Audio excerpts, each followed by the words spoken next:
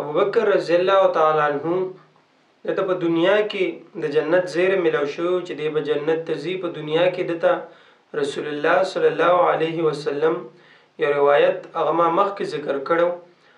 هغه کې رسول الله صلی الله علیه وسلم دته ویلو چې ستاسو لپاره جنت واجب دی. اوس سره د دې نه چې ابوبکر رضی الله تعالی عنہ ته دوم ویل شو چې پتا باندې جنت واجب دی ته به جنت ته ځي.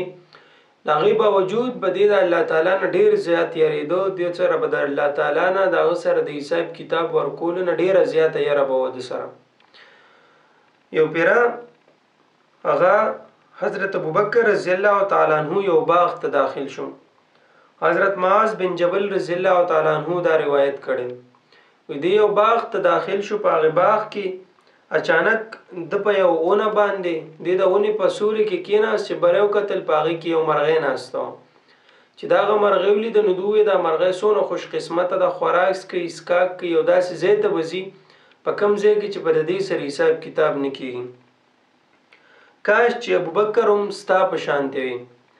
یعنی ابوبکر رضی الله تعالی عنہ به آخرت ته ځي د سره به د دنیا حساب کتاب کېږي نو د هغه ورځ نه یریږي چې الله به زمان سره حساب کتاب کوي یا سنزه پکې غلط شمه. خو چې کومه دغه مرغې ده نو دا مرغې په دنیا کې زندگی تیر کی خدا سے زیته لاړ شي چې په هغه ځای کې ردی سره حساب کتاب نه کیږي. دا هغه یره وا کومه یره چې د ابوبکر رضی الله تعالی عنہ په زړه کې موجود و. کومه یره چې ابوبکر رضی الله تعالی عنہ هغه په زړه کې موجود و او هغه ظاهره ک په دې الفاظ سره چې کاش چې زوم دغه مرغې وي چې زما سره هم حساب کتاب نه وشوي.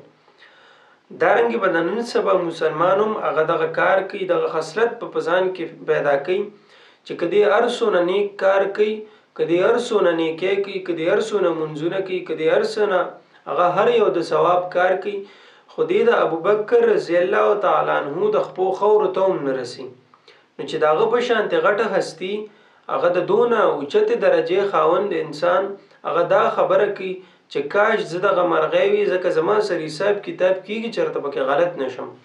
نو چې د نن سبا مسلمانی او د نن سبا ګناهګار انساني ناغلخ به طریق الاولا غدا کار په کار دی چې هغه خپل ځان عاجز غني خپل ځان د الله تعالی رحمت ته د نعمتونو ته محتاج غني چې ما باندې